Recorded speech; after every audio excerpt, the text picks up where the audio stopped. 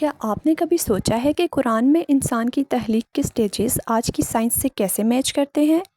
Science آج human embryo development کی جو ڈیٹیل بیان کرتی ہے وہ قرآن نے صدیوں پہلے ہی اس کو ایکسپلین کر دیا تھا۔ کیا آپ نے کبھی سوچا ہے کہ ایک سیل سے پورا انسان کیسے بنتا ہے؟ تو آئیے دیکھتے ہیں آج کی اس ویڈیو میں۔ قرآن مجید میں سورہ سجدہ کی آیت نمبر 7 کا مفہوم ہے۔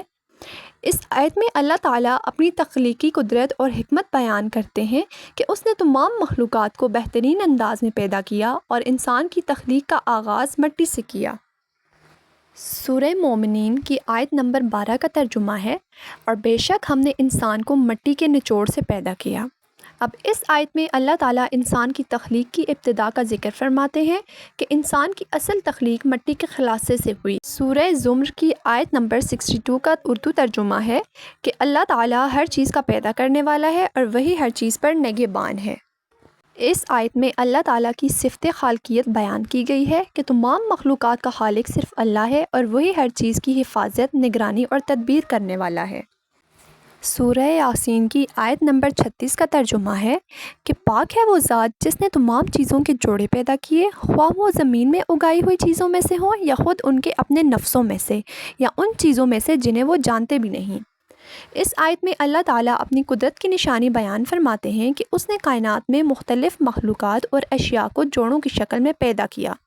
سورہ انعام کی آیت نمبر 99 کا اردو ترجمہ ہے، اور وہی ہے جس نے آسمان سے پانی برسایا، پھر ہم نے اس کے ذریعے ہر قسم کی نباتات اگائیں، پھر ہم نے اس سے سبز کھیتی پیدا کی جس سے ہم تے بتے دانے نکالتے ہیں، اور کھجور کے شگوفوں سے لٹکتے ہوئے گچھے پیدا کیے، اور انگور، زیتون اور انار کے باغات بھی جو ایک دوسرے سے ملتے جلتے بھی ہیں اور مختلف بھی۔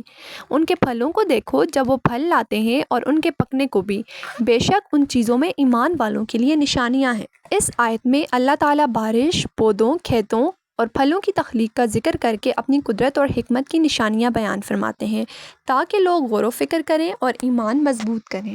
سورہ انعام کی آیت نمبر 101 کا ترجمہ ہے، اور وہ آسمانوں اور زمین کا پیدا کرنے والا ہے، اس کی اولاد کیسے ہو سکتی ہے جبکہ اس کی کوئی بیوی ہی نہیں، اور اس نے ہر چیز کو پیدا کیا ہے اور وہ ہر چیز کو خوب جاننے والا ہے۔ اس آیت میں اللہ تعالیٰ اپنی وحدانیت بیان فرماتے ہیں کہ وہ آسمانوں اور زمین کا خالق ہے۔ سورہ انعام کی آیت نمبر 102 کا ترجمہ ہے، یہی اللہ تعالیٰ تمہارا رب ہے، اس کے سوا کوئی معبود نہیں، اور وہ ہر چیز کا پیدا کرنے والا ہے، بس اس کی عبادت کرو۔ سورہ رعد کی آیت نمبر 4 کا ترجمہ ہے، اور زمین میں ایک دوسرے سے ملے ہوئے مختلف خطے ہیں، اور انگوروں کے باغات ہیں، کھیتیاں ہیں اور کھجور کے درخت ہیں، بعض ایک جڑ سے نکلنے والے اور بعض الگ الگ، سب ایک ہی پانی سے سیراب کیے جاتے ہیں، پھر بھی ہم بعض پھلوں کو ذائقے میں بعض پر فضیلت دیتے ہیں، بے شک اس میں عقل رکھنے والوں کے لیے نشانیاں ہیں۔ اس آیت میں اللہ تعالیٰ اپنی قدرت کی نشانیوں کا ذکر فرماتے ہیں کہ ایک ہی زمین اور ایک ہی پانی کے باوجود مختلف پودے اور پھل ذائقے، رنگ اور خصوصیات میں ایک دوسرے سے مختلف ہوتے ہیں۔ سورہ طٰہٰ کی آیت نمبر 53 کا ترجمہ ہے، اور وہی ہے جس نے تمہارے لیے زمین کو گہوارہ بنایا اور اس میں تمہارے لیے راستے بنائے اور آسمان سے پانی برسایا، پھر ہم نے اس کے ذریعے مختلف قسم کے نباتات کے جوڑے پیدا کیے۔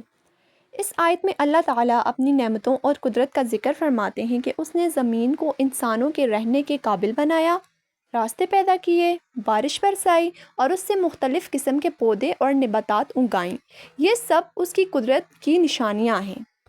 سورہ مومنین کی آیت نمبر 14 کا ترجمہ ہے، پھر ہم نے نطفے کو جمے ہوئے خون کی شکل دی، پھر جمے ہوئے خون کو گوشت کی بوٹی بنایا، پھر گوشت کی بوٹی میں ہڈیاں بنائی، پھر ہڈیوں پر گوشت چڑھایا، پھر ہم نے اسے ایک اور ہی مخلوق بنا کر پیدا کیا۔ سورہ نحل کی آیت نمبر 68 اور 69 کا اردو ترجمہ ہے کہ تمہارے رب نے شہد کی مکھی کو الہام کیا کہ پہاڑوں میں، درختوں میں اور لوگوں کے بنائے ہوئے چھپروں میں اپنے گھر بنا، پھر ہر قسم کے پھلوں سے کھا کر اور اپنے رب کے بنائے ہوئے راستوں پر چلتی رہے۔ اس کے پیٹ سے ایک مشروب نکلتا ہے جس کے رنگ مختلف ہوتے ہیں، اس میں لوگوں کے لیے شفا ہے، بے شک اس میں غور و فکر کرنے والوں کے لیے بڑی نشانی ہے۔ یہ آیت شہد کی مکھی کی تخلیق اور اس کے ذریعے شہد کی پیداوار کو اللہ کی قدرت اور حکمت کی نشانی کے طور پر بیان کرتی ہے اور بتاتی ہے کہ شہد میں انسانوں کے لیے شفا بھی رکھی ہے۔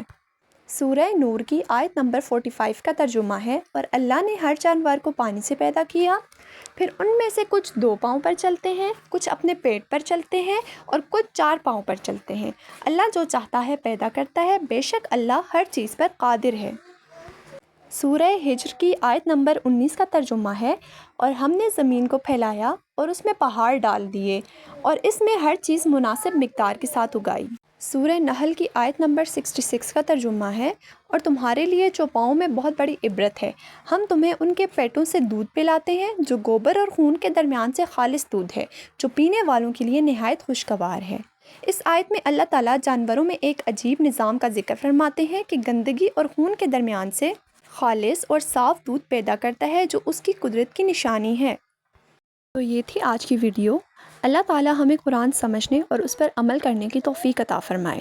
اگر آپ کو یہ ویڈیو پسند آئی ہو تو لائک کریں، شیئر کریں اور چینل کو سبسکرائب کریں۔ قرآن صرف پڑھنے کے لیے نہیں بلکہ سمجھنے اور زندگی میں اپنانے کے لیے ہے۔ اللہ تعالیٰ ہمیں اس پر عمل کی توفیق عطا فرمائے۔